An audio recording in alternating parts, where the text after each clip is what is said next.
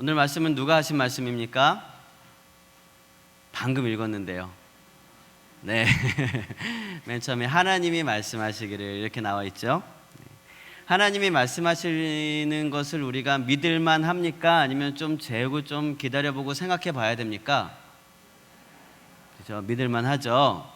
자, 그러면 오늘 우리가 읽은 이 말씀처럼 오늘 밤 하나님께서 부어주시는 성령의 임재하심을 누리고 또 성령 충만하시는 우리 모두가 되시기를 주님의 이름으로 축원을 드립니다. 아멘. 이 성령 충만이라는 것을 우리가 바꾸어 말하면 성령 세례라고도 볼 수가 있습니다. 어떤 분들은 이 두 가지를 좀 구분을 하기도 합니다만 그런데 크게 다르지는 않은 것 같습니다. 성령 충만, 성령 세례. 이 성경에 나오는 세례의 대가는 누굽니까? 이 사람이 얼마나 세례를 많이 하고 그랬으면은 호가 세례인 것 같아요. 세례 누구죠? 그렇죠. 세례 요한입니다. 세례 요한. 이 세례 요한은요 예수님에 대해서 이렇게 이야기를 했습니다. 우리 마가복음 1장 말씀을 함께 읽어보겠습니다. 시작. 나는 너희에게 물로 세례를 베풀었거니와 그는 너희에게 성령으로 세례를 베푸시리라. 그렇습니다. 세례 요한은 물로 세례를 베풀면서 하는 얘기가 예수님이 장차 오시면 그분은 너희에게 성령으로 세례를 베풀 것이다 라고 이야기를 했다는 것입니다. 그리고 얼마 후에 정말로 예수님이 오셔서 여러 가지 사역을 하시고 죽으시고 부활하신 다음에 제자들에게 나타나셔서 이렇게 약속을 하셨습니다. 우리 사도행전 말씀을 함께 읽어보겠습니다. 시작. 요한은 물로 세례를 베풀었으나 너희는 몇 날이 못되어 성령으로 세례를 받으리라 하셨느니라. 아멘. 그렇습니다. 예수님께서는 성령으로 세례를 주셨고 요한은 물로 세례를 주었다는 것이죠. 그러면 이 성령 세례라는 것을 물 세례라는 것과 좀 우리가 비교를 해서 생각해 볼 수 있다는 것입니다. 자, 먼저 물 세례를 한번 상상해 보십시오. 우리는요 요즘은 정말 세례를 받을 때에 머리에 물을 적셔서 이렇게 세례를 줍니다. 사실 이것은 초대교회 때 또 세례 요한 시대 때부터 이렇게 행한 것은 아니었죠. 우리가 잘 알고 있듯이 이 세례라는 것은 원래 온 몸이 물속에 푹 잠기는 그런 시간을 말을 합니다. 요즘은 이제 그것을 구분을 해서 뭐 침례다라고 세례다 이렇게 얘기도 하지만 이 두 가지의 의미는 같습니다. 여러 가지 상황적 제약 때문에 우리가 침례를 하기는 어려워서 이제 세례를 베풀고 있습니다만 어쨌든 우리가 침례가 아닌 세례를 베풀다가 보니까 성령 세례다라고 얘기를 하면은요 약간의 오해가 있는 것도 같습니다. 내가 가만히 이렇게 있으면 성령님께서 몇 방울 머리에다 이렇게 딱 기름을 부어주시고 지나가는 것은 아닐까 이렇게 생각할 수도 있는 거죠. 그런데요 그 당시에 세례 요한이 이야기했던 물 세례라고 하는 것은 물을 머리에 적시는 그런 세례가 아니었습니다. 실제로 온 몸을 물에 담그고 심지어는 숨까지 멈추면서 물속에 꼬르륵 들어갔던 그런 세례가 물 세례였습니다. 여러분 마찬가지로 성령 세례라는 것은요 성령의 그 풍성한 강물 가운데 우리의 몸을 던지는 것입니다. 강력하게 일하시는 성령의 역사하심 가운데 우리의 생각과 우리의 인격과 우리의 모든 가치관과 우리의 삶의 모든 영역을 내어 던지는 것입니다. 심지어는 숨까지 꼬르륵 멈추면서 말이죠 우리의 생명까지도 다 내어 드린다는 것입니다. 성령의 그 역사하시는 강물 가운데 말이죠. 이것이 성령 세례이고요 이것이 성령 충만입니다. 이것은 꼭 과격한 어떤 행동들을 수반하는 것은 아닙니다. 하지만 이것은 결코 조용한 사건도 아닙니다. 인생에서 어마어마한 그런 특별한 사건이기 때문이죠. 그런데 이러한 성령 세례가 부어지는 시기에 대해서 약속된 때가 있는데요 오늘 본문에 보면 성령 세례를 언제 주시겠다, 성령을 언제 부어주시겠다고 말씀하고 있습니까? 말세라고 하죠. 말세. 지금 말세입니까? 지금 세상을 보면 참 말세죠. 별일이 다 있습니다. 그런데 실제로 지금은 말세입니다. 성경에서 말하고 있는 것도 지금은 말세입니다. 당시에 이 말씀이 이루어졌다라고 하는 것은요, 베드로가 이 말씀을 서서 선포를 했는데 선포한 그 시점이 바로 말세라는 것입니다. 2000년 전 베드로가 선포했던 그 시점이 말세였다는 거죠. 시간은 거꾸로 갈 수가 없기 때문에 베드로가 선포했던 날이 말세면 그 다음 날도 말세일까요? 아닐까요? 그 다음 날도 말세고요, 그 다음 주도 말세입니다. 그러니까 그 이후의 모든 시간들이 다 말세라는 거예요. 2000년 후에 우리는 이미 태어날 때부터 말세에 태어난 겁니다. 그리고 지금 우리가 예배드리고 있는 오늘도 말세라는 것입니다. 지금이 말세라는 것은요, 지금 막 전쟁이 나고 있고 지진과 기근이 일어나고 하늘에서 불똥이 떨어지고 그렇다는 의미가 아니라 지금도 하나님의 영을 모든 육체에 부어주시겠다는 약속이 유효하다는 것입니다. 여러분, 지금은 말세, 마지막 때입니다. 하나님께서 하나님의 영을 모든 육체에 부어주시겠다고 약속하신 때입니다. 여러분, 저와 여러분의 이 육체에 성령의 충만함을 가득 받으시는 오늘 이 시간이 되시기를 축복을 드립니다. 약속하신 성령의 그 강물 가운데서 우리의 육체를 내어 던져서 성령의 사람, 은사의 사람, 십자가의 사람이 다 되시기를 주님의 이름으로 축원을 드립니다. 자, 그러면 하나님께서 약속하신 그 말씀을, 오늘 말씀을 하나하나 좀 자세히 보도록 하겠습니다. 말세에 무엇을 부어주시겠다 그랬습니까? 성경에 있는 그대로 보면은요, 내 영이라고 표현되고 있습니다. 내가 누구예요? 하나님이죠. 하나님. 자, 그리고 그것을 우리는 성령이다라고 확실히 알 수가 있습니다. 그러니까 반대로 얘기하면 성령은 누구의 영이라는 겁니까? 하나님의 영입니다. 성령은 하나님의 영입니다. 자, 그러면 하나님의 영을 우리가 받으면, 우리가 하나님의 영을 받으면 무슨 일이 일어나겠습니까? 하나님이 되는 건가요? 어떤 이단들은 그렇게 얘기합니다. 내가 하나님의 영을 받았으니 나는 하나님이다. 내가 예수의 영을 받았으니 나는 보혜사다. 이단들이 하는 얘기입니다. 나는 뭐 다윗의 영을 받았다, 삼손의 영을 받았다, 이런 사람들도 있잖아요.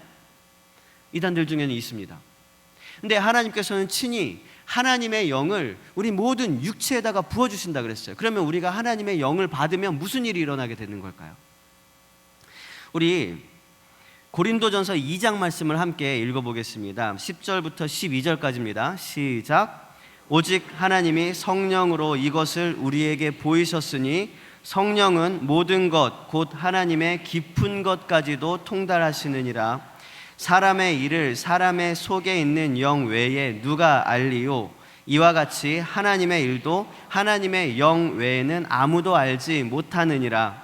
우리가 세상의 영을 받지 아니하고 오직 하나님으로부터 온 영을 받았으니 이는 우리로 하여금 하나님께서 우리에게 은혜로 주신 것들을 알게 하려 하심이라. 아멘. 자, 마지막 부분을 잘 보시면은요, 하나님께서 보내신 영은 하나님의 영입니다. 그 하나님의 영, 성령을 받게 되는 이유가, 하나님께서 우리에게 성령을 부어주시는 이유가 무엇이라고 되어 있습니까? 하나님께서 우리에게 은혜로 주신 것들을 알게 하기 위해서라고 말씀하고 있습니다. 그러니까 성령 충만을 경험하면은요, 무엇을 깨닫게 되는 거냐 하면 은혜를 깨닫게 되는 거예요. 하나님의 은혜를 깨닫게 되는 것입니다. 여러분, 성령 충만하시길 바랍니다. 성령 충만하게 되면 거울로 보는 것 같이 희미하게 알던 것을 얼굴과 얼굴을 대하여 보는 것 같이 온전하게 알게 됩니다. 여러분, 생각해 보면은요, 모든 것이 다 은혜입니다. 그렇지 않습니까? 모든 것이 다 감사입니다. 모든 것을 다 하나님께서 하신 거더라고요. 내가 내세울 게 아무것도 없어요. 자랑할 게 아무것도 없어요. 안 그런 거 있습니까? 없어요. 없어요. 여러분, 은혜 안에 거하시길 바랍니다. 은혜 안에 거하는 사람은요, 교만할 수가 없습니다. 은혜 안에 거하는 사람은요, 감사가 넘칩니다. 은혜 안에 거하는 사람은요, 얼굴에 항상 웃음이 넘칩니다. 담대한 믿음으로 세상을 이기고요, 이 세상이 감당치 못하는 사람이 됩니다. 세상을 두려워하지 않게 된다는 거죠. 여러분, 성령 충만하심으로 은혜 안에 거하시는 저 여러분이 되시길 축복을 드립니다.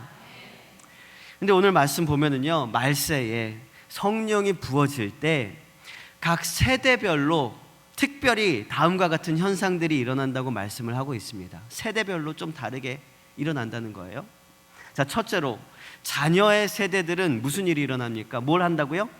예언을 한다. 예언을 한다. 여러분, 지금 우리의 자녀들이 예언을 하고 있습니까? 자녀들이 하나님의 성령으로 충만하게 되면은요, 그들은 예언을 하게 됩니다. 여러분, 혹시라도 예언 받겠다고 막 다른 데 돌아다니지 마시고요, 웬만하면 자녀가 성령 충만할 수 있도록 양육하시고 기도해 주시길 바랍니다.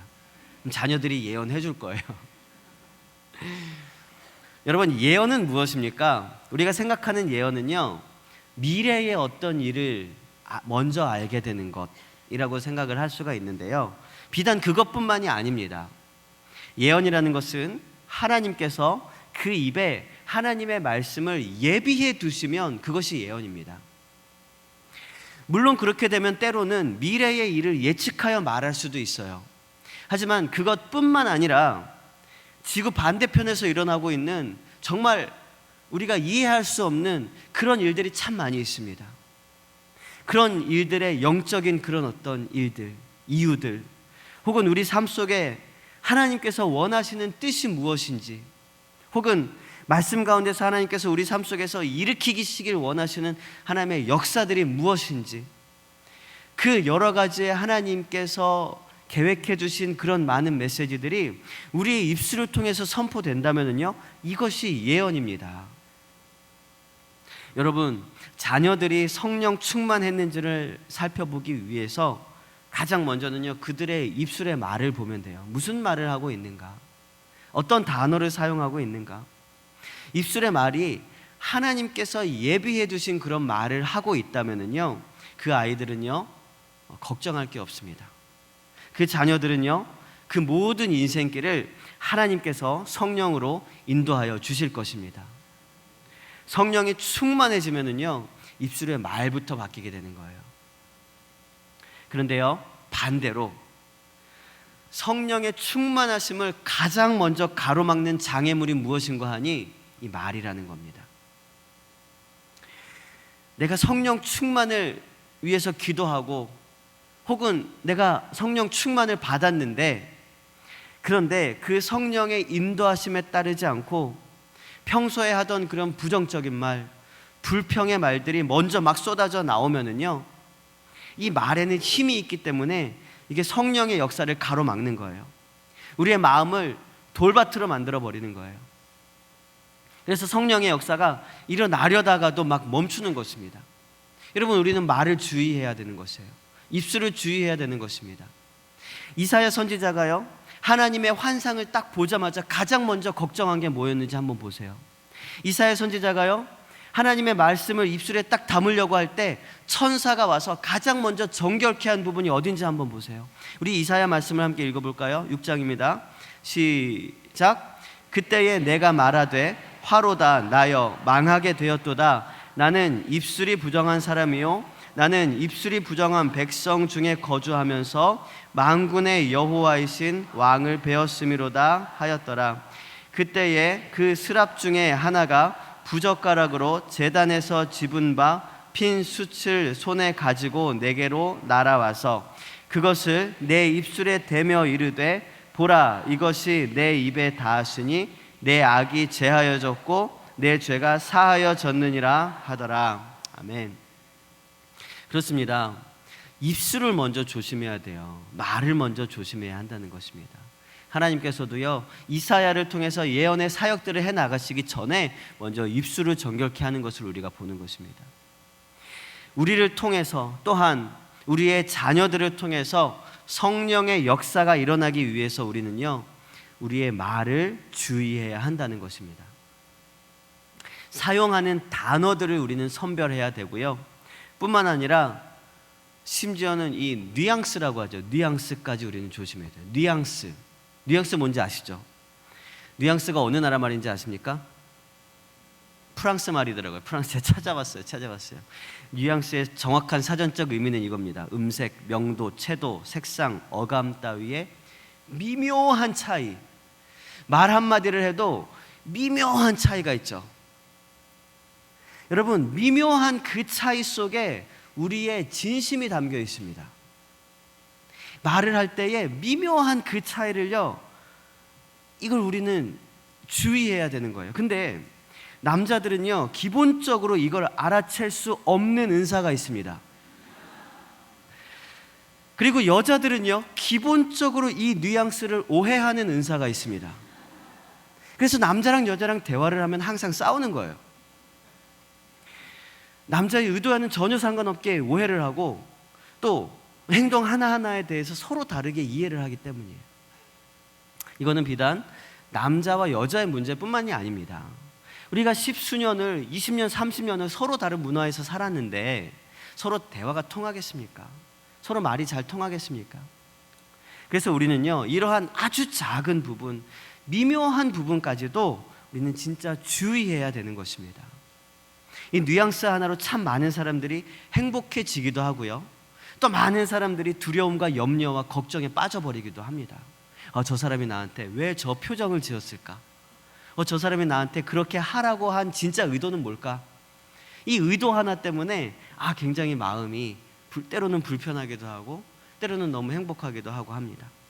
여러분, 우리의 입술의 말이 성령의 역사를 가로막는 것이 아니라 성령의 충만하심으로 부어주시는 은혜를 선포하는 통로가 되시기를 주님의 이름으로 축복을 드립니다. 그런데요, 우리의 자녀들은요, 우리 자녀들의 세대들은요, 지금 예언을 하지 못하고 있습니다. 왜냐? 성령의 충만하심을 잃어버린 그런 자녀들이 많이 있기 때문이에요. 지금은 말세입니다. 마지막 때입니다. 그러나 자녀들은 예언하지 못하고 방황을 하고 있습니다. 예언을 통해서 자기 자신과 또 다른 사람들의 나아갈 길까지 보여주어야 할 우리 자녀의 세대들이요, 성령을 잃어버리니까, 성령 충만하지 못하니까 다른 사람은 둘째치고 자기 자신도 갈 바를 알지 못해서 방황하는 삶을 살고 있다는 것입니다. 여러분, 우리는 자녀들을 위해서 더 기도해야 할 것입니다. 어떤 기도 제목보다 성령 충만하기를 위해서 기도해야 합니다.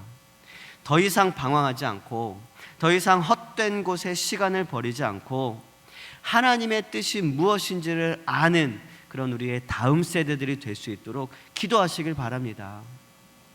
하나님께서 친히 그 입술에 말을 주시고 성령의 충만하심을 날마다 입도록, 그리하여 성령을 회복하고 그 입술에 하나님의 말씀이 가득한 자녀들의 세대가 되도록 우리 함께 기도하는 우리 모두가 되시길 바랍니다.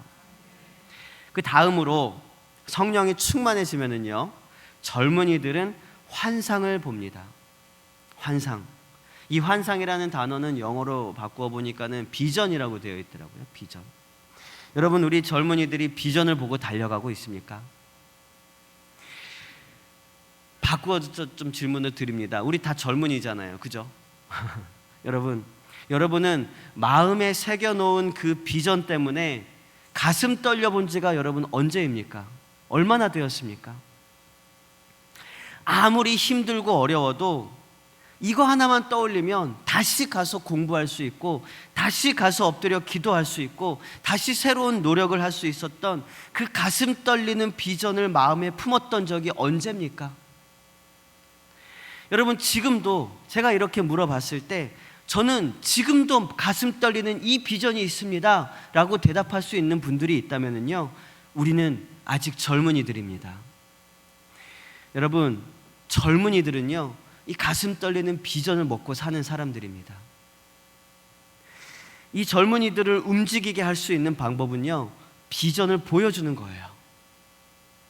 이 젊은이들은요, 비전을 보면은요, 움직입니다. 행동합니다. 우리가 상상치 못하는 그런 열정과 그런 노력들을 해나갈 수가 있게 돼요.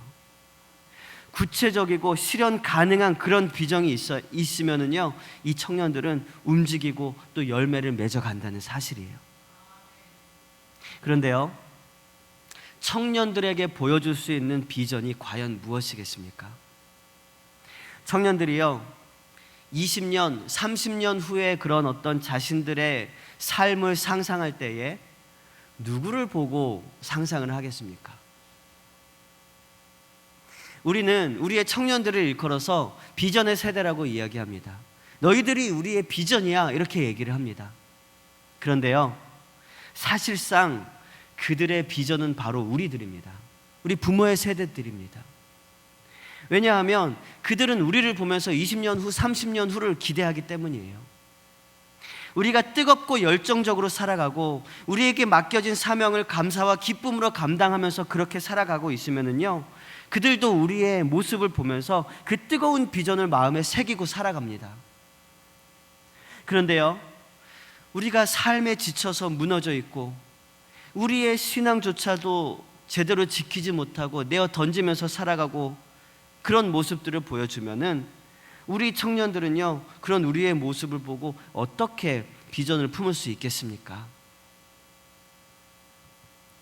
이 청년들이, 이 젊은이들이 우리의 모습을 보고 뜨거운 비전을 품을 수 있을 만한 그런 우리의 모습들은요, 그들이 품고 있는 그 비전을, 그리고 그들이 품어야만 하는 그 비전을 우리도 동일하게 마음속에 새기고 그들보다 한 걸음씩 앞서서 뜨겁게 달려나가는 그런 모습입니다. 여러분, 이 모습을 볼 때 그들은 우리가 품고 있는 그 비전을 마음에 같이 품으면서 그 비전에 사로잡히게 되는 것입니다. 이 비전이 무엇이겠습니까? 이 청년들도 품어야 되고 우리들도 끊이지 않게 마음에 품어야 할 그 비전이 무엇이겠습니까? 이 땅에 푸르고 푸른 하나님의 나라가 가득 채워지는 것입니다. 이 땅의 모든 영역에서 하나님의 통치하심이 가득 이루어지는 것입니다. 여러분, 이것은 어떤 유토피아와 같은 그런 것을 말하는 것이 아닙니다. 내가 지금 내 삶의 영역 안에서, 내가 가지고 있는 직업 안에서, 내가 가지고 있는 가정과 관계들 안에서 그리스도의 사랑으로, 그리스도의 은혜로, 그리스도의 헌신으로 성실하고 정직하게 사명을 감당하면서 나가는 것입니다. 이러한 삶을 바라볼 때에 이 청년들은 비전을 꿈꾸게 된다는 것입니다. 하나님의 나라를 꿈꾸면서 죽음도 두려워하지 않는 자세로 하나님의 생명을 전하고 하나님의 소원을 이루어 나가는 그런 우리의 자세들이 필요한 것입니다. 여러분, 지금 우리는 그런 삶을 살고 있습니까? 우리가 그런 삶을 살지 못하면서 자녀들에게, 청년들에게 요즘 애들은 비전이 없어, 요즘 애들은 열정이 없어, 요즘 애들은 꿈이 없어, 이렇게 말할 수 있겠습니까? 여러분, 먼저 지금 우리가 비전에 사로잡히는 그런 우리 모두가 되시길 바랍니다. 하나님께서는요, 끊임없이 하나님의 사람들에게 이 비전을 보여주셨습니다. 아브라함에게는 하늘의 별들을 보여주셨습니다. 하늘에 가득한 그런 별들을 보여주셨어요. 야곱에게는 하늘과 맞닿는 사닥다리를 보여주셨습니다. 다니엘에게는요, 커다란 뜨인 돌이 나타나서 이 세상의 모든 신상, 이 세상의 모든 것들을 상징하는 그 신상을 쳐서 부시는 그런 강력한 환상을 보여주셨습니다. 에스겔에게는요, 마른 뼈들이 일어나서 군대가 되어지는 그런 어마어마한 비전을 보여주셨습니다. 여러분, 우리 젊은이들이 이런 비전을 보면은요, 이 세상을 어떻게 살아갈까요? 이 비전을 본 사람과 이 비전을 보지 못한 사람의 삶의 태도는요, 완전히 다를 것입니다. 그런데요, 지금 하나님의 비전을 보고 나가야 할 이 땅의 우리 그리스도인 청년들이, 젊은이들이 비전은커녕 비관에 빠져서 절망하고 후회하고 헛된 망상에 사로잡혀서 그렇게 살아가는 청년들이 얼마나 많은지 모릅니다. 지금 환상을 보아야 할 그런 청년들이 허상을 보고 있는 것입니다. 이 세상의 젊은이들에게 보여주는 게 허상들이기 때문이에요. 이 세상의 젊은이들에게 망상을 심어주고 있기 때문입니다. 잘못된 가치를 가르치고 계속해서 보여주고 있기 때문이에요. 오늘만 잘 살면 된다고 말하고 있습니다. 나만 잘 살면 된다고 말하고 있습니다. 나에게 유익을 주면 좋은 거라고 얘기를 하고 있습니다. 내가 쾌락과 즐거움으로 채울 수 있으면 그것이 좋은 가치라고 말하고 있습니다. 가치의 모든 기준이 무너져 버렸습니다. 전통적이고 믿음을 우선시하는 신앙적인 가치관을 갖다가 보수적이다라는 그런 틀에다가 다 집어넣고 답답하고 고지식한 어른들이라고 만들어버리고 있습니다. 여러분, 이것은 모두 다 세상의 진리들입니다. 잘못된 가치들입니다. 비전이 보이지 않으면요, 우리는 두려움에 사로잡히게 됩니다. 지금의 청년들은요, 비전을 보지 못하면요, 두려움에 사로잡히게 됩니다.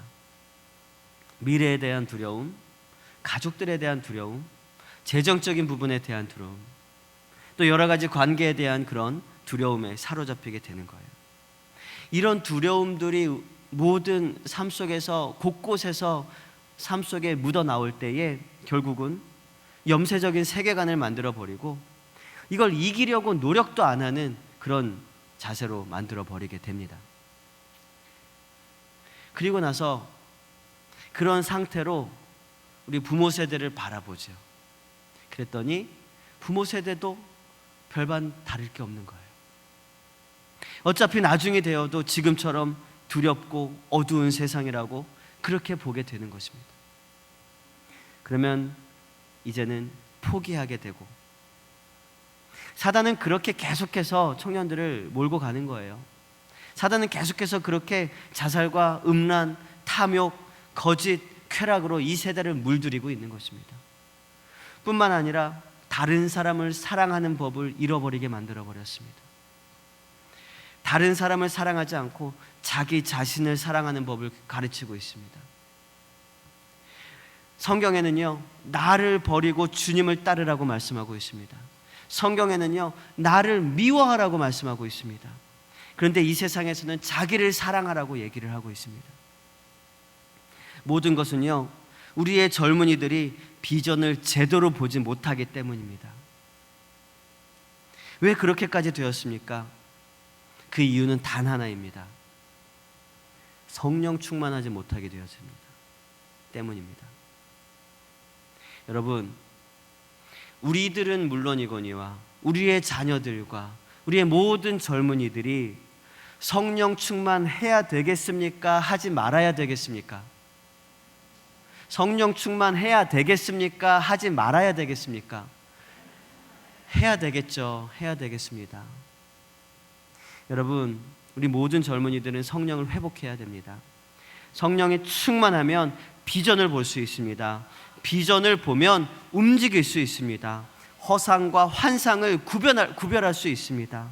더 이상 허상을 따르지 말고 하나님의 비전, 하나님의 나라의 그 환상을 따라갈 수 있는 우리 젊은이들이 될 수 있도록 기도해 주시길 바랍니다. 헛된 진리가 난무한 이 세상 속에서 참된 진리만이 우리를 자유롭게 합니다.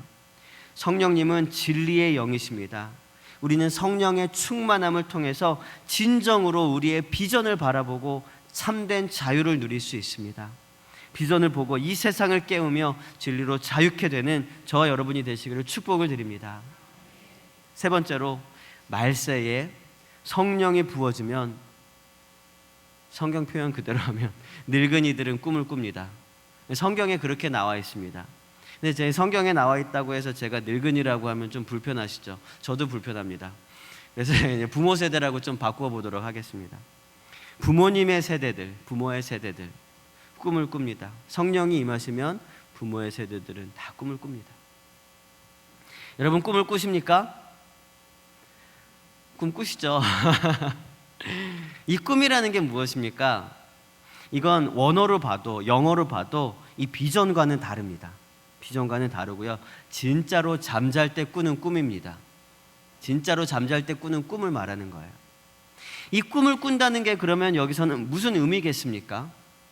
하나님께서는요, 꿈을 통해서도 말씀하실 때가 있어요.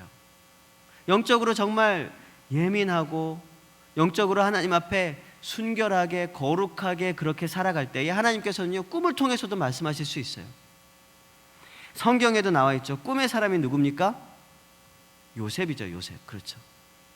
그런데 생각해 보면은요, 요셉이 꿈의 사람이라고 불리는데요, 생각해 보면 요셉은요, 꿈 2번 꿨습니다. 청년 때. 여러분 2번보다는 많이 꿨잖아요. 그죠?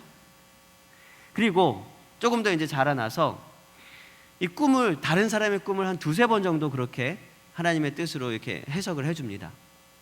그걸로 이제 꿈의 사람이라고 한 거예요. 근데 꿈 사실은 2-3번 안 꾼 사람이 누가 있겠습니까?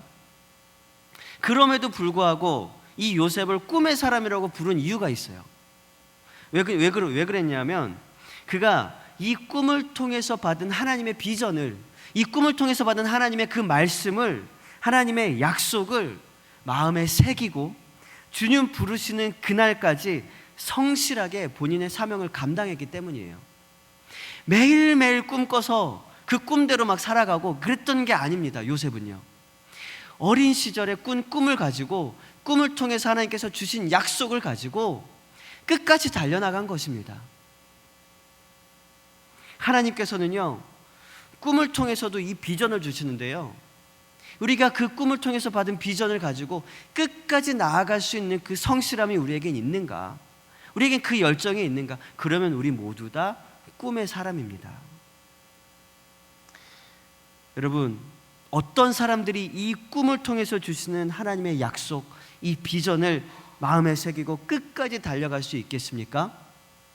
성령 충만한 사람. 오늘 대답은 다 성령 충만이에요. 성령 충만한 사람입니다. 성령님은요, 우리의 영혼만 장악하시는 분이 아닙니다. 오늘 본문을 잘 보면은요, 17절에 오늘 본문 보면 성령님은 우리의 모든 육체에다가 부어주신다 그랬어요. 모든 육체에 성령을 부어주시겠다 그랬습니다. 그러면 우리는요, 육체에 성령을 부어주셨으면 우리의 육체로도 성령에 반응해야 합니다. 그게 무엇이냐면, 가만히 앉아서 머릿속으로 성령의 역사심을 떠올리고 생각하고 상상하는 것에 그치는 것이 아니라, 거기에 머무는 것이 아니라, 물론 성령께서 부어주시고 성령님께서 임재하시면 우리 영적인 평안함을 느낍니다. 또 영적인 하나님의 갈망을 느낍니다. 또 더 하나님을 알아갈 수 있습니다. 그러나 우리의 육체로 성령에 반응하고 육체로 성령의 회복이 일어나야 되는 것입니다. 무슨 말이냐면, 우리의 입술이, 우리의 말이 성령에 장악되어야 한다는 것입니다. 다 방언하라는 얘기가 아닙니다. 물론 그것이 방언으로 드러날 수도 있습니다. 하지만 하나님이, 아까 얘기했던 하나님이 예비해 두신 그런 말씀들이 우리의 입에 채워지는 것입니다. 내가 어떤 말을 함으로써 모든 사람들이, 상대의 모든 사람들이 위로를 얻고 힘을 얻고 하나님의 마음을 느낄 수 있도록 우리의 입술을 하나님께 내어드려야 된다는 것입니다. 그리고 우리의 눈이 성령에 장악되어야 하는 것입니다. 보면 안 될 것들이 있잖아요. 우리 삶 속에 보면 안 될 것을 위해서 하나님께서 우리에게 주신 것이 무엇입니까? 눈꺼풀입니다. 눈을 닫아버려야 되는 거예요. 보면 안 될 것이 눈앞에 나타나면 눈을 닫아버려야 돼요.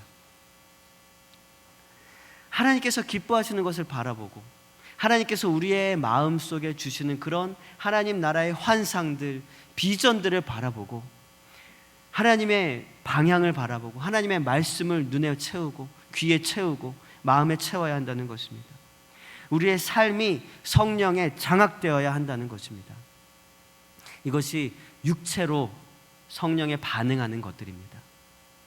우리의 삶의 구석구석, 실제로 우리의 모든 삶의 작은 부분까지도 성령의 역사하심으로 가득 채워져야 하는 것입니다. 이게 육체에 부어주시는 그 성령을 회복하는 길입니다. 그러면은요, 말 그대로 꿈에도 나오는 거예요. 꿈에도. 여러분, 성령 충만하심으로 오늘 밤 꿈속에서 주님 만나시길 축복을 드립니다. 이거보다 좋은 꿈이 어디 있겠습니까? 꿈속에서 천국을 한번 경험하시길 바랍니다. 다 우리 성경 표현대로 늙은이들이잖아요. 자, 그렇게 될 때에, 그렇게 살아갈 때에 성령에 사로잡혀서 성령님에게 우리의 모든 육체가 장악되어서 살아갈 때 무슨 일이 일어나는가 하면 사도행전 2장 47절에 일이 일어납니다. 우리 함께 읽어보겠습니다. 시작. 하나님을 찬미하며 또 온 백성에게 칭송을 받으니 주께서 구원받는 사람을 날마다 더하게 하시니라. 아멘. 우리를 통해서 온 백성에게 칭송을 받고 우리를 통해서 구원받는 사람들이 날마다 더해지는 거예요. 그게 우리가 이 땅을 살아가는 이유 아니겠습니까? 그게 아직도 우리가 죽지 않고 우리가 살아가는 이유가 아니겠습니까? 자, 그러면 마지막으로 대체 어떻게 해야 그 성령을 받을 수 있을까?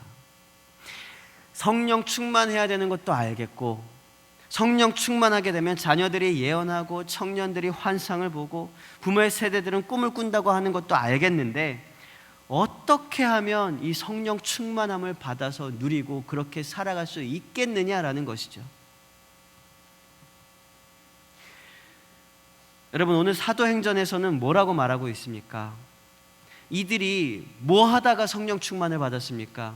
우리 사도행전 1장 14절 읽어볼까요? 시작. 여자들과 예수의 어머니 마리아와 예수의 아우들과 더불어 마음을 같이하여 오로지 기도에 힘쓰더라. 아멘.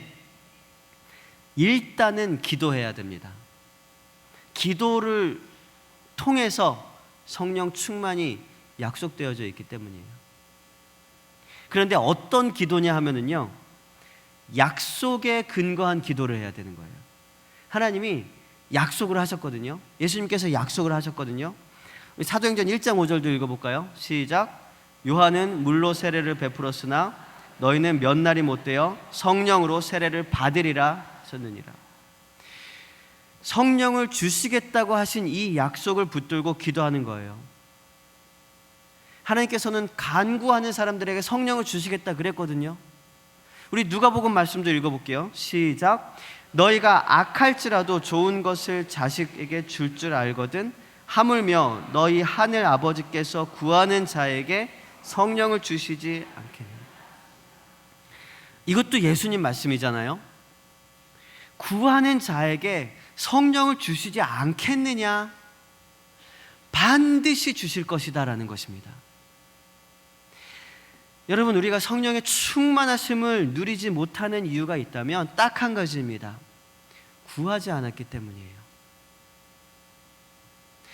여러분, 구하면 주십니다. 간구하면 주십니다.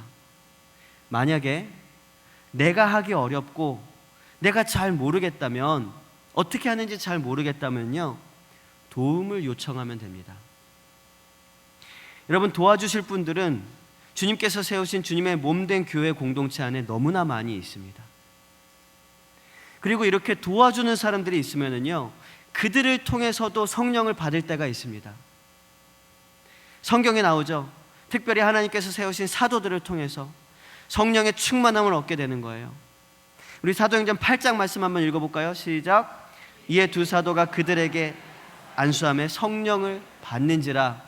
우리 19장 말씀도 있습니다. 읽어봅시다. 시작. 바울이 그들에게 안수하며 성령이 그들에게 임하심으로 방언도 하고 예언도 하니. 여러분, 다음 주부터 진행되는 특별 새벽 기도회는요, 예고편입니다. 오늘 성령 충만하게 받을 수 있는 모든 조건들이 구성되어 있습니다. 여러분, 기대함으로 오시길 바랍니다. 오셔서 성령의 충만하심을 누리시길 바랍니다.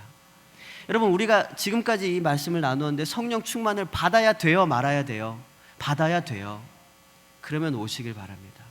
와서 간절히 구하고 기도하고, 또 담임 목사님 통해서 안수 기도를 받으시고 기도의 응답들을 누리시면서 성령 충만함을 경험하시길 바랍니다. 근데 여기에 또 하나 주의할 것이 있습니다. 뭐냐면요, 성령을 받았는데 내가 받았는지 안 받았는지 잘 모르는 경우가 있어요. 왜냐하면 성령 충만함에 대한 반응이나 현상들에 대해서 잘못된 정보들 때문에 오해하고 있는 경우가 있기 때문이에요. 성령 충만하면 뭔가 막 몸이 떨려야 되고, 막 방언이 뻥 터져야 되고, 막 울어야 되고, 막 뒹굴어야 되고, 이렇게 생각하는 경우들이 있습니다. 물론 그렇게 성령을 경험하는 경우도 있습니다만은, 그러나 다 그렇지 않습니다. 성령 충만하다는 것은요, 딱 하나입니다. 어떻게 할 수 있냐? 제가 맨 처음에 말씀드렸어요. 아, 내가 은혜 중에 있구나. 이거 깨달으면 여러분 성령 충만한 겁니다. 내가 숨 쉬고 있는 거, 내가 여기 와서 기도하고 있는 거, 내가 다른 누군가를 위해서 기도할 수 있다는 거, 이 모든 것이 하나님의 은혜구나. 이걸 깨달으면은요, 우리는 성령의 충만하심 가운데 있는 사람들이라는 거예요. 그런데 문제는 우리가 이걸 항상 깨닫고 있지 못하다는 거예요. 우리가 일상으로 돌아가면 이 문 밖을 나서면은요, 여기서는 너무나 은혜구나, 감사하구나 그러다가 그렇지 못한 이유가 얼마나 많은지 몰라요. 여러분, 성령의 능력으로 하나님의 은혜를 깨닫고 또 그 은혜를 나눌 수 있는 통로를 열어가시길 바랍니다. 그것을 위해서 우리의 자녀들이 예언을 하는 것이고요, 이것을 위해서 우리 청년들이 환상을 보는 것입니다. 이것을 위해서 우리 부모 세대들이 꿈을 꾸는 것입니다. 여러분, 성령 충만을 위해 간구하시길 바랍니다. 성령의 역사하시는 그 강물에 우리의 모든 삶을 내어드리시길 바랍니다. 성령이 충만하면은요, 교회가 부흥합니다. 성령이 충만하면은요, 가정이 회복됩니다. 성령이 충만하면은요, 기업들이 살아납니다. 성령이 충만하면은요, 개인 우리 모두의 삶의 목표가 뚜렷해집니다. 성령이 충만하면은요, 기도의 방향이 바뀌게 됩니다. 성령은 간구하는 자들에게 주시겠다 하셨습니다. 성령은 오로지 기도에 힘쓸 때에 하나님께서 부어주시는 선물입니다. 여러분, 성령 충만하시길 원하십니까? 이 밤에 간구하며 주님 앞에 나갈 때에 성령으로 충만하시길 주의 이름으로 축원을 드립니다.